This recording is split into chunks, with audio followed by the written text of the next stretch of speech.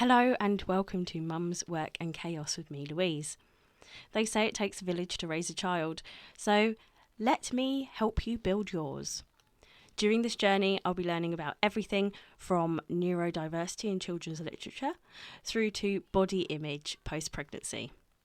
I hope you enjoy this episode. Hello and welcome to this week's episode of Mum's Work and Chaos with me, Louise. Today I'm joined by Emily Hughs. On Instagram you will find her as Finding Flow Parenting. Hi Emily, welcome. Hi. Thank you for joining me today. Yeah, thanks for having me. So if you could just give us a brief introduction of who you are and what you do, that would be amazing. Yeah, so I'm a mum of two, and I used to be a secondary school teacher. That's my kind of background. And I am a conscious parenting coach. So basically what that means is parents come to me who feel stuck and I help them get unstuck. And I'm also trained in breathwork and somatic therapy because parenting, as I'm sure everyone is very acutely aware, is a full body experience. We're not just operating from up here. It's like full body affecting. So a lot of what I do is kind of work with parents on things like their emotional intelligence, working out like where emotions are in their body, and looking at triggers as being opportunities for personal growth, because that is the thing, right? Our children trigger us all the time, and the more we can kind of like lean into the trigger, I wonder what that is revealing within me. It's like personal growth, I so have many opportunities for personal growth in our interactions with our kids. Oh, I've got three. I've got a 7-year-old, a 3-year-old, and a 1-year-old, and they all know how to press my buttons in different ways. So I totally understand that. And we don't have a naughty step, but we do have a timeout space where we can go to sit down and get away from people for a bit. And I will freely happily admit that even mummy uses timeout sometimes for herself when she needs to sit down and regulate those emotions and work out what she's feeling. So yeah, it definitely is. I can 100% see that is a full body experience. So yeah, it's that word regulate you use there, that's a lot of what I do with parents, is working with them on resourcing themselves so that they're able to regulate. And because when they're able to regulate, they're then able to help their kids regulate. So that's a lot of what I do, and kind of including like the body stuff and the breath work. And we're talking about anger today, so obviously that is super relevant to that, all of that body-based stuff. Yeah, so I mean, anger is just one of those emotions, isn't it? You're feeling touched out, you're absolutely knackered from all the ups and downs in the night as well, and I think sometimes it's all too easy to get there, isn't it? But it's a very easy emotion, I think, to come across when and it creeps up on you as well very quickly when you're least expecting it, doesn't it? Well, I really love this fact from neuroscience. This is Dr. Daniel Siegel, where he says that you have 6 seconds between a trigger coming to you, the amygdala in the brain going threat, threat, threat, and then basically sending a signal down to your kidneys, producing adrenaline and cortisol, and then basically, you've got 6 seconds until the body is kind of flooded with all of these hormones, and then basically you're in it, right?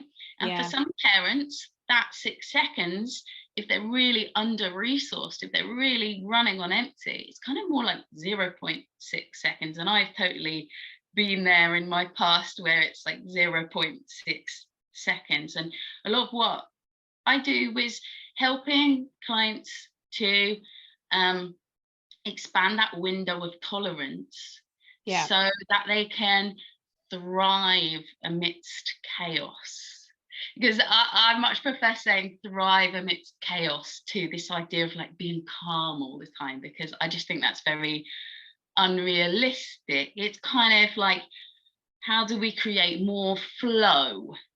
So we're not repressing, and we're not kind of being like, I'm calm, I'm calm, I'm calm, you know, but actually kind of flowing with our triggers and like having awareness of what makes us angry and why it's making us angry, and just expanding that 6 seconds to be a little bit more expansive, a little bit more roomy within I think that. that's a really interesting point as well, is like, you know, I guess quite a few people, when they do come to you, don't even really know exactly what is triggering the Yeah, anger. They absolutely. literally just are in the situation, something happens and they're feeling it, and they are aware that this is not the best reaction for the time, and it's actually quite detrimental. But it's actually like, you've got to, I guess the very beginning of the work is actually working out what's triggering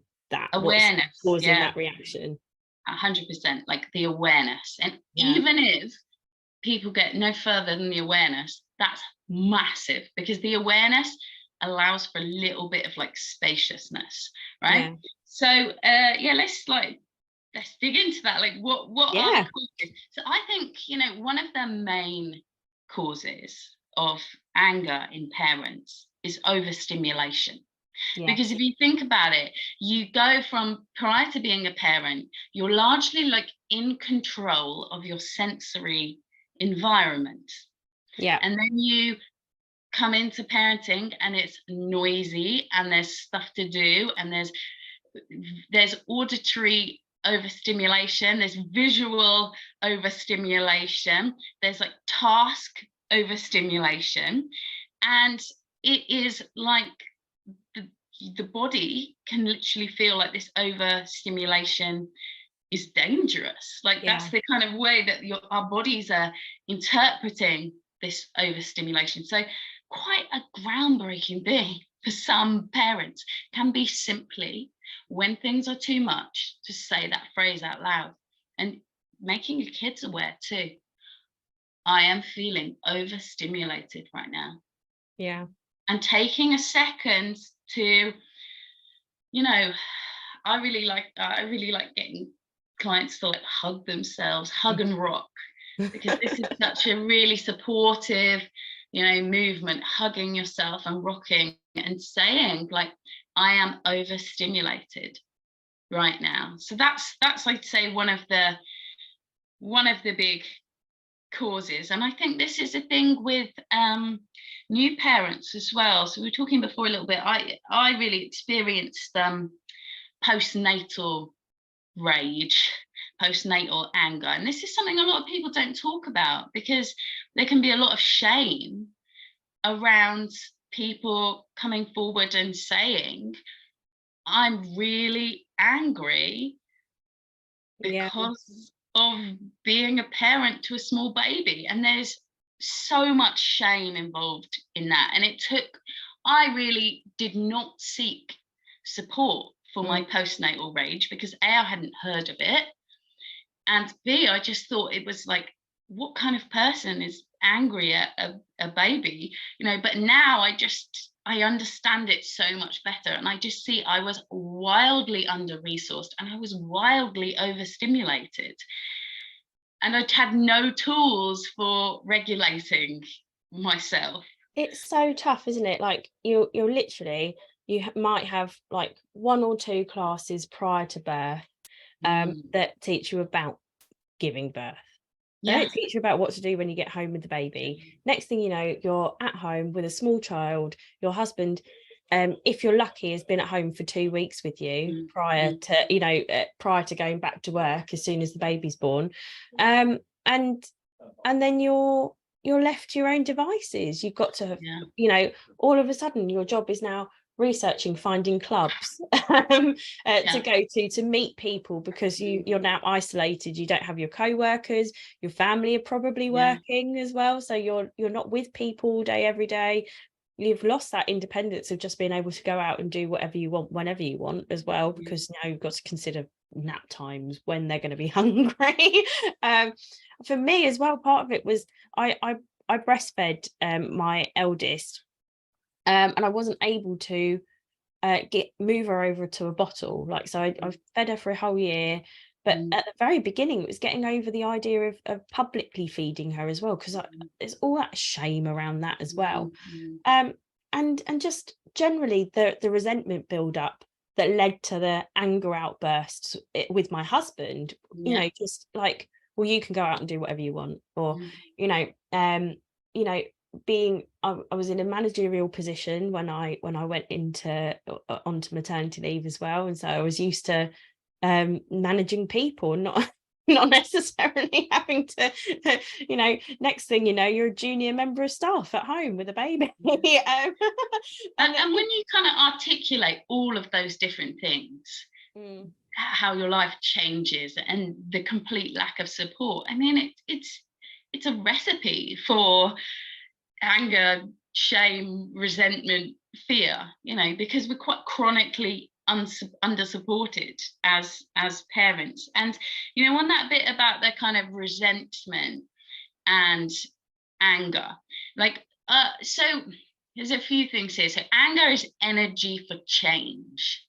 When you're angry, it's because you want something to change. And that's a really good way of articulating it, because then you can ask yourself the question, well, what exactly do I want to change here? Because sometimes it's not in your conscious awareness of what exactly it is you want to change. And because it's not in your conscious awareness, you then can't articulate it, and you're just kind of stuck, right? And so that's one part of it. Another part of it is about expectation, and this is really this is really central, right? Your expectation. Because sometimes as parents we can have really wonky expectations of our children. You know, we have really wonky expectations of babies. You know, this idea that babies can self-soothe, right? No. And I think sometimes when our expectations are being violated, we feel this overwhelming sense of like injustice and unfairness, and that can really lead us to anger. And a lot of what I do with parents is actually checking in on whether our expectations for our kids are appropriate developmentally, but also like just based on the child that you have. So like if there's neurodiversity, that might also come into play, you know, and just having a more realistic understanding of the expectation. Because so many times when we're angry, it's because we have this unconscious expectation, and then that expectation's been thwarted, and we're like, what? You know, and the anger comes in because we want to protect ourselves, because it feels unsafe to have that expectation violated. That you know, a sentence you just said, anger is energy for change, as well. Like, yes, I feel like when I was particularly angry after having my daughter, I like prior to us pressing record, we were having a chat as well about like the grief you feel about like the old life that you had, because it changes. It 100% changes overnight. So you might go on mat leave a week or two before your due date, but really that's not a holiday. You're nesting, you're preparing, you're putting the final touches together. That's still work. And then as soon as that baby comes, everything is different. You are different. You feel different. You've been through all the trauma of birth, and I'm sorry guys, but I am calling it that, because at the end of the day you've just been hit by a bus and now you have a baby to look after. But it's and go through all of that stuff. And I think it's really hard at the very, very, very beginning to reconcile that things have changed Mm, inextricably overnight, and you cannot just get that old life back. yeah. And so you're going through that grieving process for your old life. Mm, And then, but I think as well, yes, you want things to change, but I feel like when you're in that postnatal anger stage, actually it's very hard to, it's, I think it's more tricky, because the thing that you want to change is you might want that old life back and you can't. And mm, so that anger that's trying to get that change mm, can't actually achieve the change that you want. And yeah. so working out what to do with it, how to distribute it, where to place that anger, I think is quite tricky, isn't it, as well? But sometimes I don't think you actually need to fix it. Just Mm, being aware of it is a release yeah. within itself. And on what you were saying there, it was reminding me, one of the things that I often do with clients is I get them to do a calculation. And I would encourage like Okay. everyone to do this, like after this, is like, how many hours a week do you parent? And then it's, and if your child wakes up at night, you include that, right? Yeah. And then, those hours were yours, and those hours were in your control before, Yeah. and now they are not. And it makes sense that this is a difficult transition that even like people struggle with even years after losing those hours. Yeah. And within that comes a thing around, so people talk a lot about like having regulating your nervous system. Okay. And great, I got loads of tools for regulating my nervous system. I do breath work, I do yoga, I Yeah. do somatic exercises, all this kind of stuff. But last week, my son had tonsillitis and he was off for the whole week, and he was waking up loads at night, and he was also just like in the day I couldn't get any, I was just having to juggle loads of stuff. Yeah. And yeah, the problem was I was under resourced, so I couldn't use any of these regulation tools that I have because I Yeah. was just too overwhelmed. And this is the thing, it's about having tools to regulate your nervous system, but it's also about resourcing yourself and being really kind to yourself when you are just really under resourced. Yeah. And so big thing I ask my clients is, what resources you? Mm, And for me, for example, I know baths really resource me, and I have to have at least one bath a week yeah. because that is really resourcing to me. Going for walks in the forest near me, that's really resourcing to me. Spending Yeah. time with myself is really resourcing to me as well. That's Yeah. funny, isn't it? Like I think as well, yeah, it's very easy to get overstimulated. Like I work full time. My kids are my youngest two are at nursery, so they don't come home till 5:30. My eldest is at school, comes home at 3:30, 3ish. And yeah, but as soon as the youngest two come through the door, and then you have all three of you on you at the same time. You're trying to cook dinner, you've got the extractor fan on. All of them are, mummy, mummy, mummy, mummy, mummy, watch me, mummy, what are we having for dinner? Mummy, can I have a snack? Mummy, can I do this? Mummy, can I do that? And it's just so overwhelming all at once. And so having those resources available to you, being able to just go, right, okay, clearly communicate with them. No, you can't have a snack. We are about to have dinner. Go into the living room, watch some television, go and chill out for a minute. um it's working out what works best for you as well, Yeah. because one child might want to sit there and do drawing. That's fine, as long as it keeps Mm, them occupied while you're finishing cooking the dinner. That's cool. yeah. But it yeah, it really is like working that out. And like you said, being able to find the time to top yourself up. And like for you, it's having a bath. My husband would probably agree with you. I've never known a man to take such extensively long baths in my life. And for me, it's like getting out and going for a walk for half an hour on my own. Sometimes I walk home from the school run and just enjoy walking through a field on the way home from doing the drop off, and that does really help. Like, it gives you the time to get some fresh air, clear your head, and start the day properly. And I think for me as well, it gives me the opportunity to sort of work through things that have been said, or plans that we've got coming up, and things as well, which I find really useful. Emily, hello. Emily.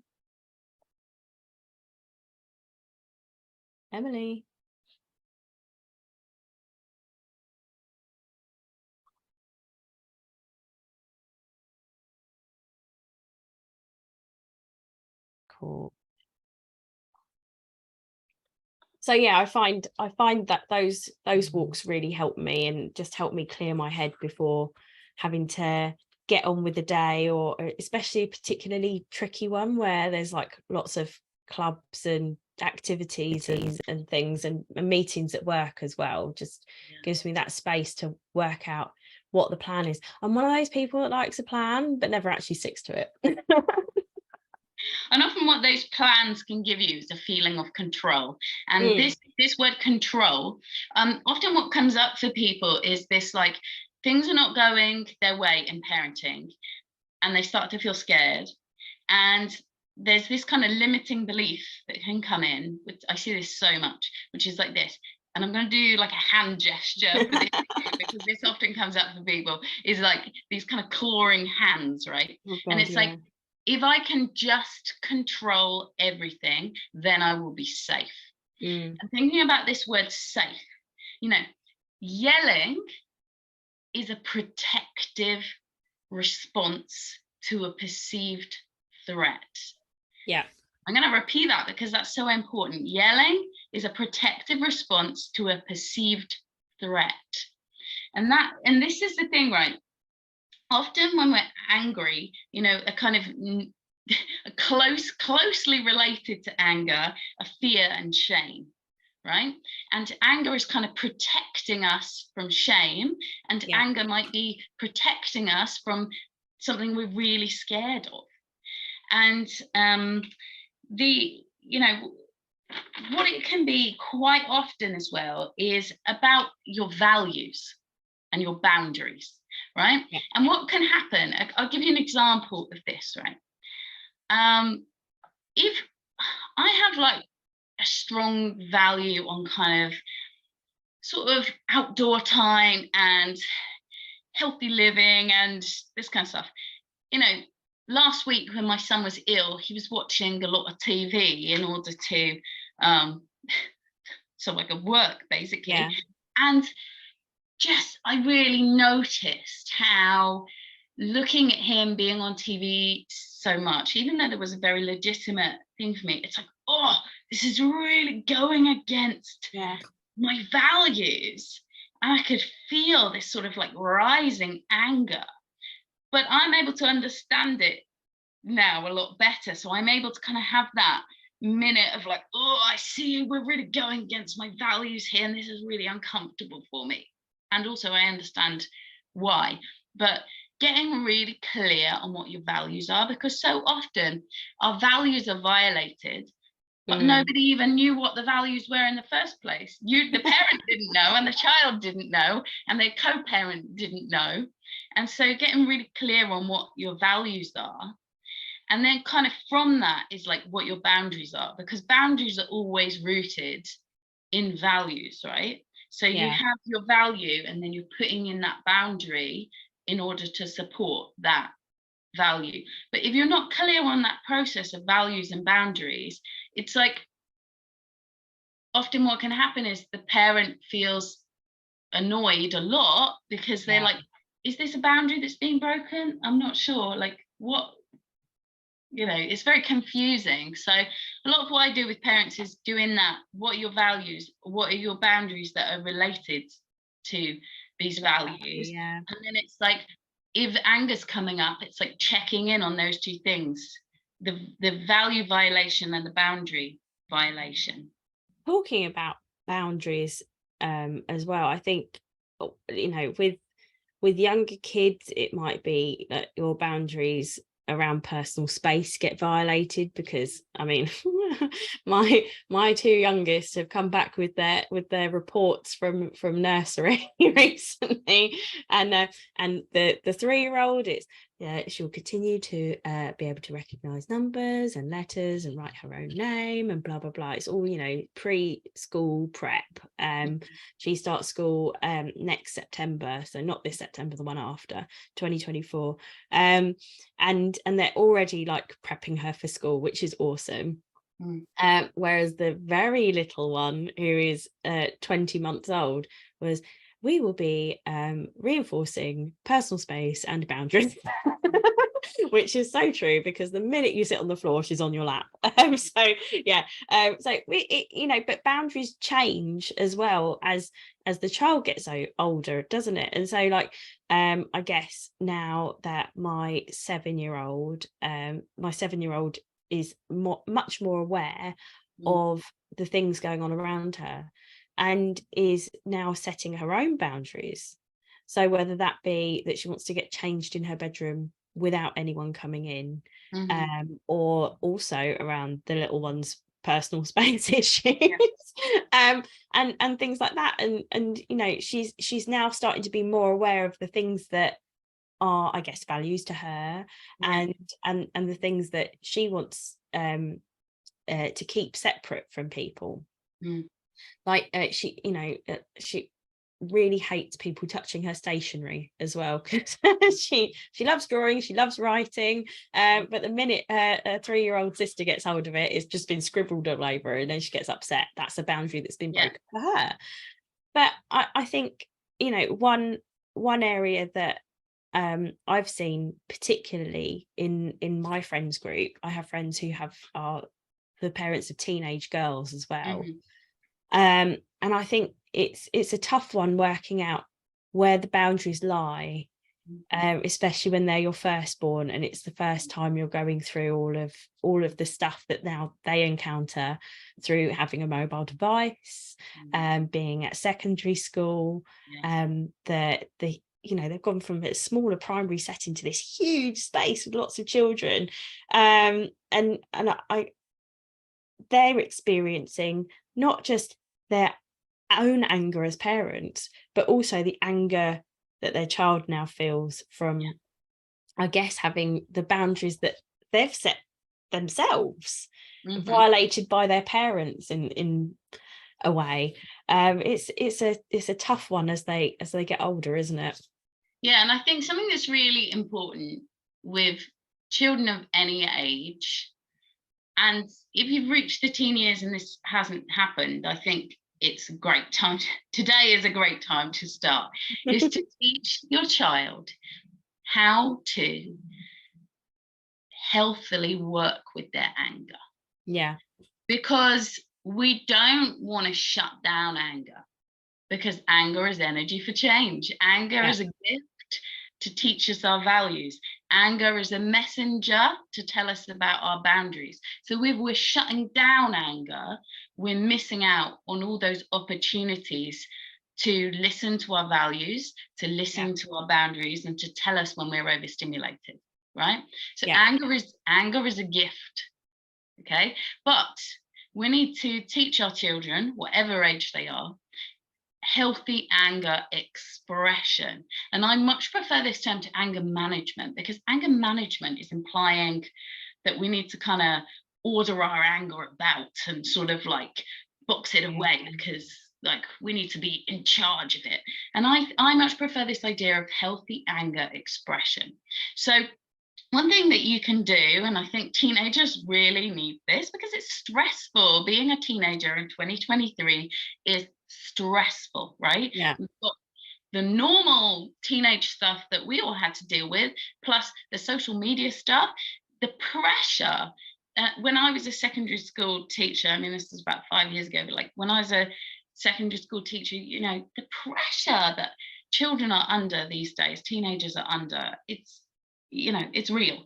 And so healthy anger expression, right, is basically how can I work with my body without hurting anybody, without saying names to anybody, Yeah. you know, but with my body work through anger. And this might be having a healthy aggression practice, which might involve going like, you know, clenching your fists, Yeah. growling, you know, going into your bedroom, jumping up and down, shaking. Shaking is a really, really powerful tool for if you're angry. So you basically put your feet on the floor and you're shaking, bouncing your knees up and down. Because this is the thing, from a nervous system perspective, if you do not release anger in a healthy way, what you get stuck in is chronic irritability. So really we need to ride the wave of anger so that we can return to social engagement mode in our nervous system, which is like the green zone where we're calm and open to social interaction. But if we never ride the wave of our anger in this healthy anger expression, we can just get stuck in this state of just everything's annoying to us. Everything's, you know, it's this sort of like we're wired but tired in our nervous system. We're just living in survival. Yeah. So it's about developing these kind of healthy relationship with anger, and I think that's so important with teenagers. And another thing I was saying is like non-violent communication skills, and so few of us have been taught non-violent communication skills, and the biggest part of non-violent communication is actually listening. And it's listening, and teenagers desperately need to be listened to. And it's listening without lecturing, without judging, trusting that you can share what you think when the teenager has said their piece. But that requires so much trust as a parent, because we hear our children saying this stuff and we want to like jump in and like fix. And actually the first step in non-violent communication is you listen, listen, listen, listen. You ask the child, is that everything? Is that all? If it's not, you listen, listen, listen.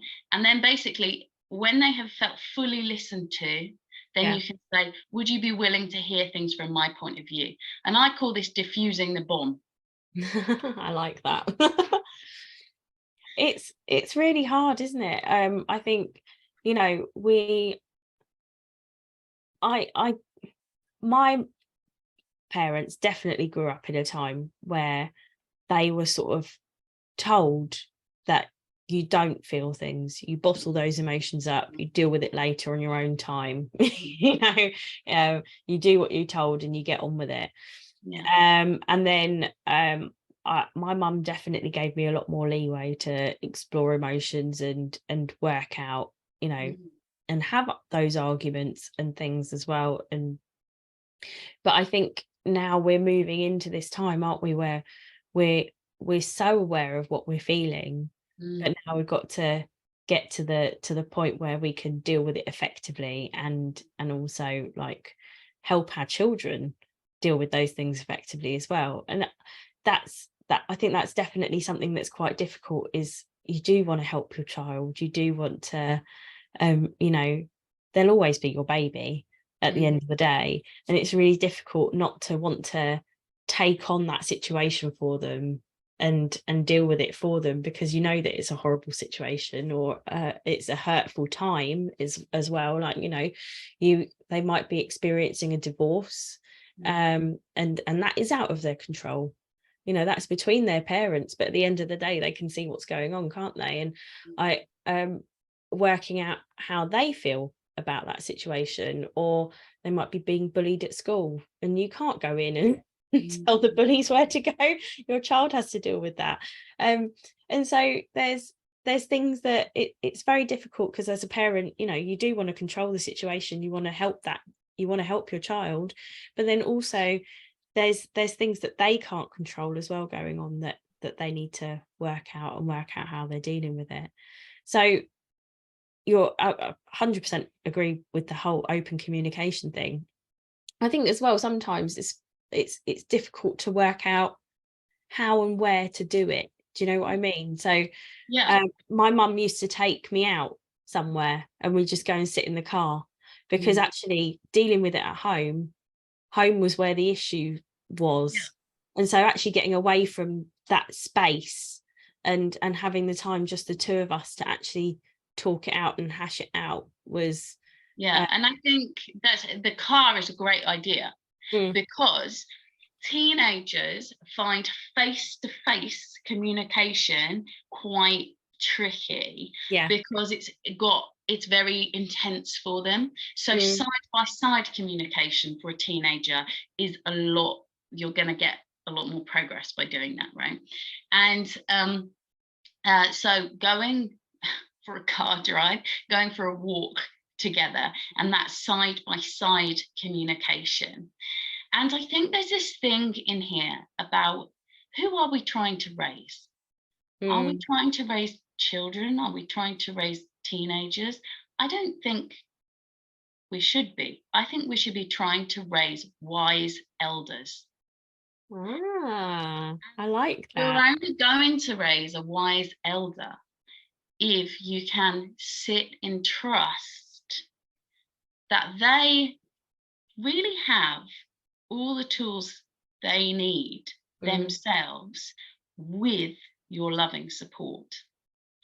And this is where the listening part is so, so powerful, because when you deeply listen to a child, what you are giving them the sense that you trust them.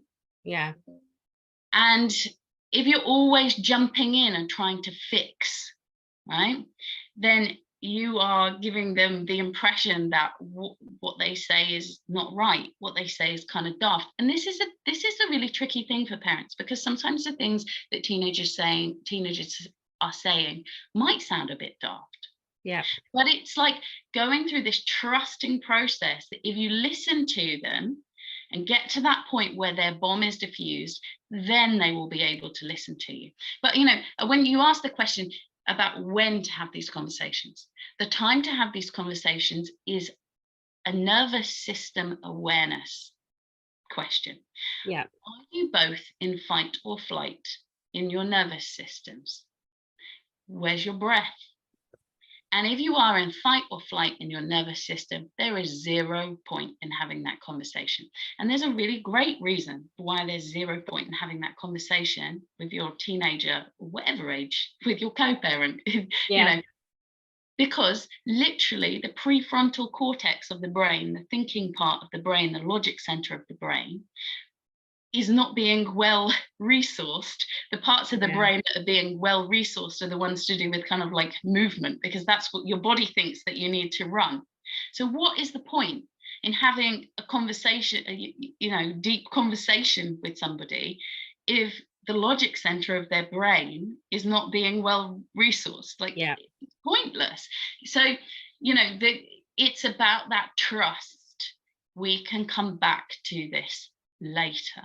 yeah, That is such, and for a parent to be able to do that can be really like physically painful, to trust that we don't need to deal with this now when we're both in fight or flight in our nervous systems. We can come back to it when we are mm, better resourced and better regulated.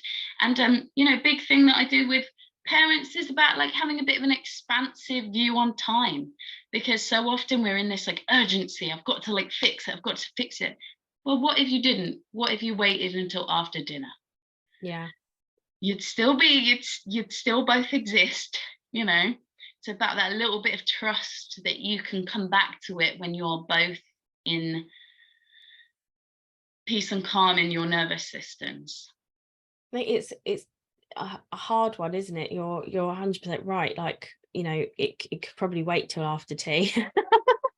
But it's and having that trust. And I think, when you're trying to relate that back to a teenager, like, I feel like it's easier to trust your partner then possibly it is your child. Because I mean, knowing that they've definitely got the resources in place to not do something stupid between now and then, whenever that may be, it can result in you doing things that might be a little bit brash, or seem to be more harmful by your child, like taking away their beloved phone, while you wait for the situation to calm down, whatever that may be. It might be that they've got into an argument with a friend on their WhatsApp chat group that they're part of, and you just have to say, no, that's mine for now. It's a really tricky one, because essentially this is about, like, when a child feels trusted. Mm. When a child feels trusted, then they are much more likely to behave in a trustworthy Yeah. manner. And I mean, I really, really saw this when I was a secondary school teacher, that is that, the children who, are constantly told that they are not trustworthy, they act in accordance to that. And then the children that are given responsibilities and kind of that they're trusted, they are just in general easier to get along with. Yeah. But that trust comes from having a deep connection. And this is a thing, and one of the things really that gets in the way is this concept called adultism. And Okay. adultism is a prejudice against children, and it's the idea that children are kind of silly, Yeah. and that children are basically, because they're not adults, they're therefore less than adults. And this concept of adultism gets in the way so much, because we have been conditioned to believe that basically children are just silly and kind of daft, and that they need sort of bringing in line to become an adult. And actually, a different way of looking at it is, children are different because they have less developed brains, and therefore need loving support, and they don't need this top down kind of, like, because all that top down discipline does is alienate the child.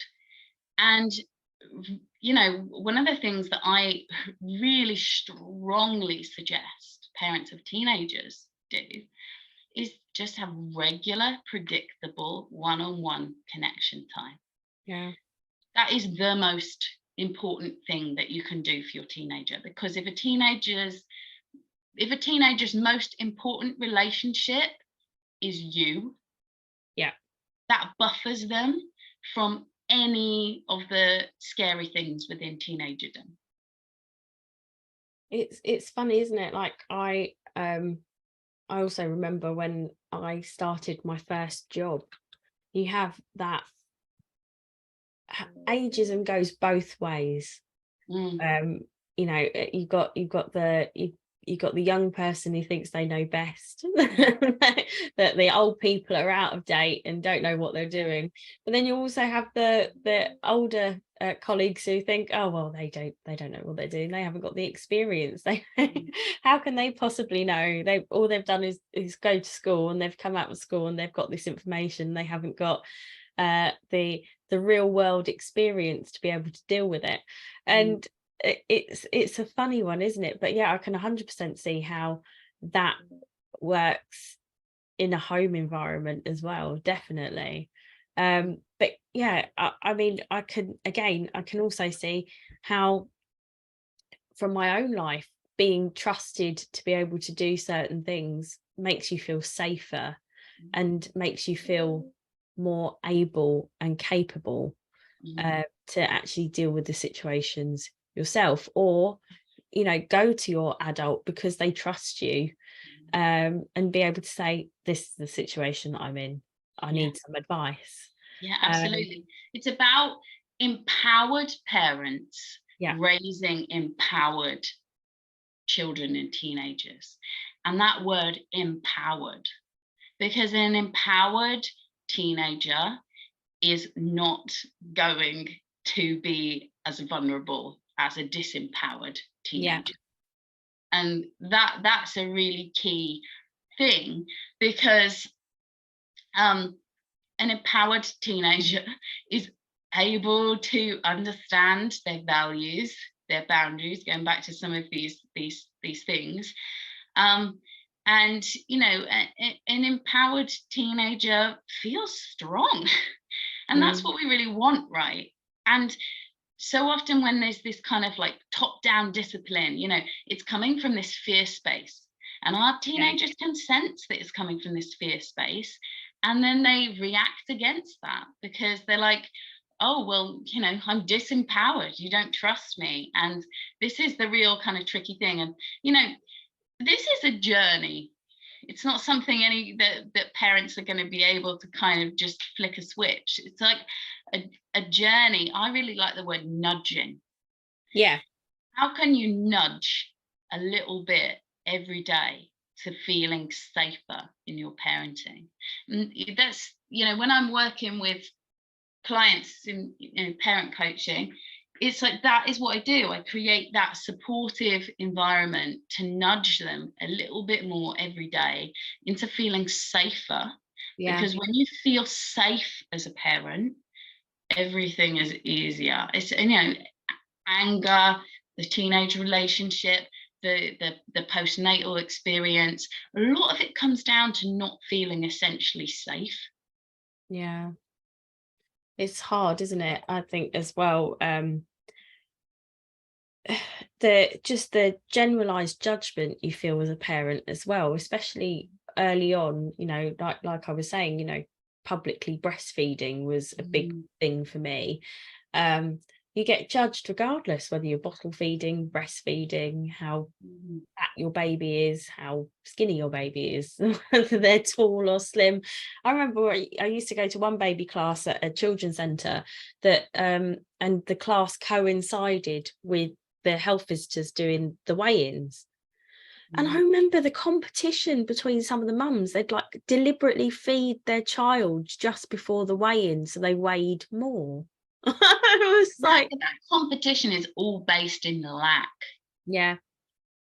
When someone's competitive as a parent, it's because there is a lack. And it's a lack of feeling good enough.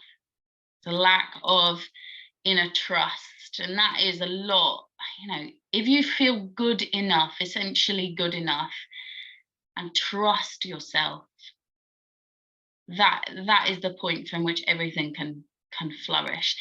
And you know, I used to have this thing, because basically before I became a parent coach, I went and saw a parent coach, and that's kind of why I just found it to be this most transformational experience, because I was really stuck in the following phrase, which was, I'm failing. That was my phrase I was stuck in, was I'm failing. And underneath that, the reason why I thought I was failing was because I'm not inherently good enough. And I have really shifted that. So even in like my most imperfect of parenting moments, I no longer have that belief that I'm failing. I have a more expansive belief that, yeah, this is really hard and I'm finding it really hard, but I trust that we will return to a dynamic that serves everyone better. And I think that's my personal journey, and that's a really similar journey for most of the clients that come and see me, is that journey from feeling like they're failing and they're not good enough, to trusting that, yeah, things are not going to go perfectly. Our behavior is not always going to be perfect. Our kids' behavior is not always going to be perfect, but trusting that we can come back to that. It's a strange analogy, but you know, like a saw. Yeah. Sawing a piece of wood, right? Sometimes when you're sawing a piece of wood, you do like some saw marks, which are like either side, but it's trusting you can come back to that groove. It's a weird analogy because it's a little bit violent, but it's like the starting marks, isn't it? You're putting those grooves in, but then you can come back to those, yeah, exactly like what you said, you come back to those grooves later and they help you finish what you started. And yeah, I think that's a brilliant analogy.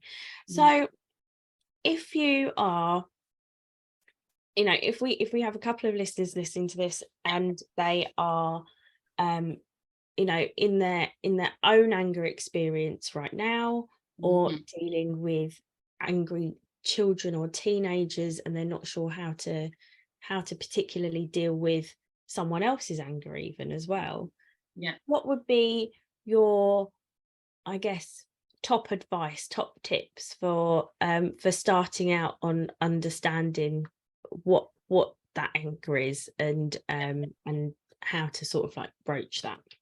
Okay, so my first one would be check in with your shame. Yeah. And I'm going to define shame, because often people don't even, the word shame can feel physically uncomfortable for people. So let me see, this is Brené Brown's definition. So I'm going to see whether I can get this right. It is the feeling that you are fundamentally flawed and therefore unworthy of love and belonging.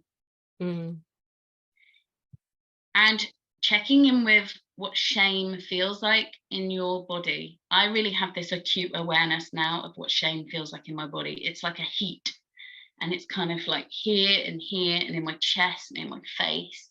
And that shame can very quickly turn to anger. The antidotes to shame are vulnerability, so talking about your shame, and solidarity.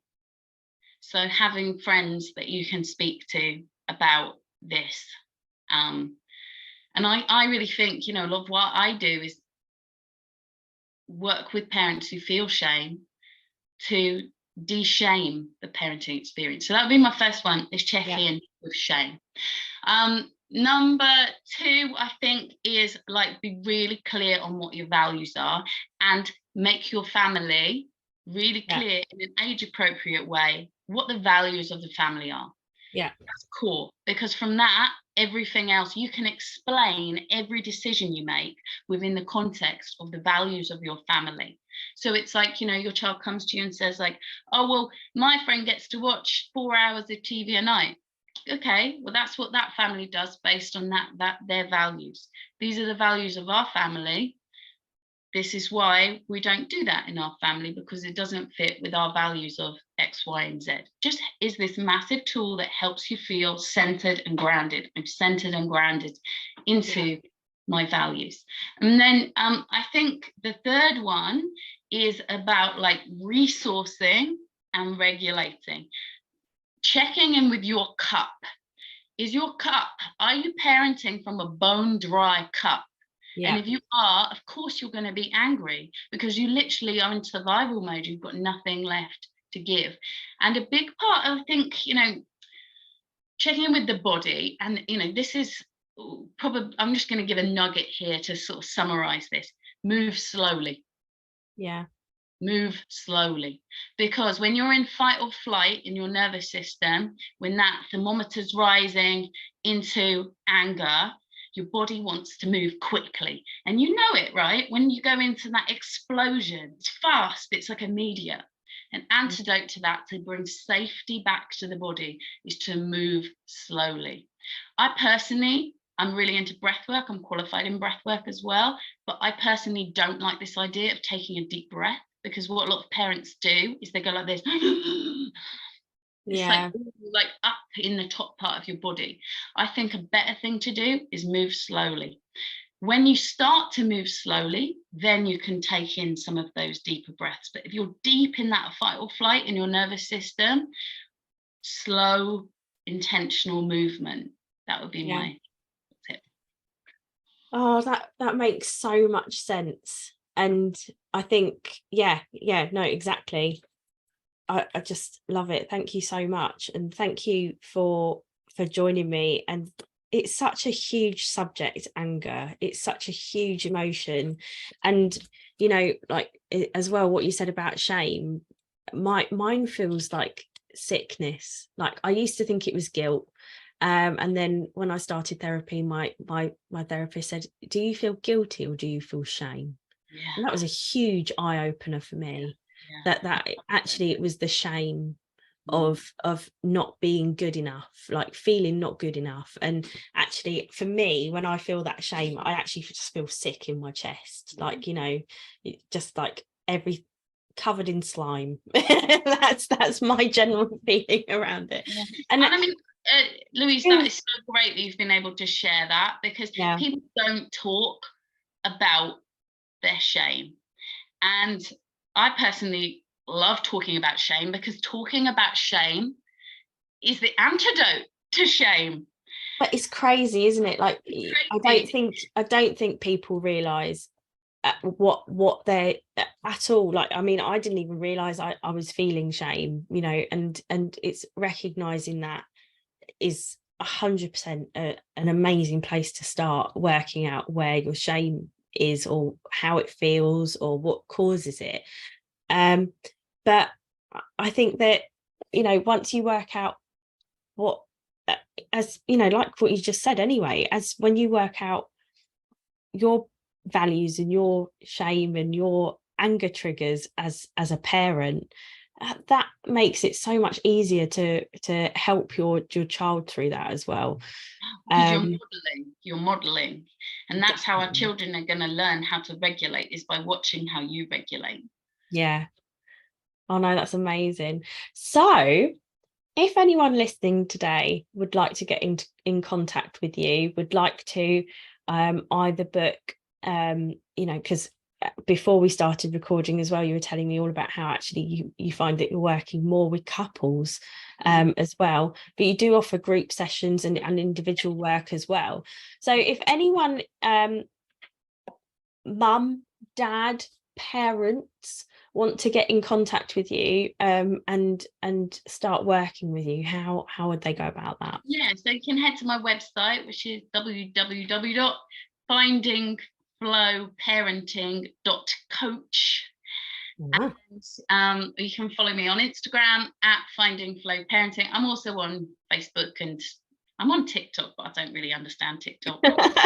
I'm also on LinkedIn. Don't really understand LinkedIn either. I can And help you with LinkedIn. yeah, TikTok, I my am bag. actually going to be doing an in-person workshop all about anger, using some kind of like somatic stuff, some breathwork stuff.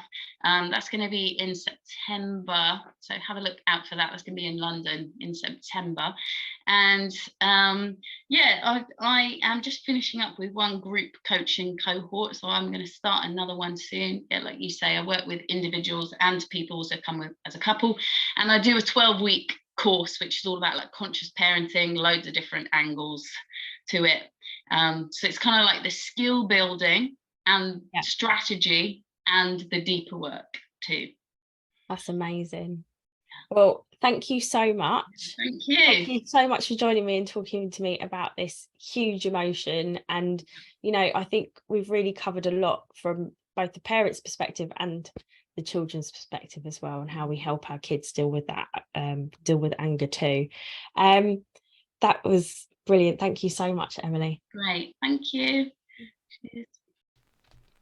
If you enjoyed this episode of Mum's Work and Chaos, please make sure to subscribe on whatever podcasting channel you're listening on at the moment.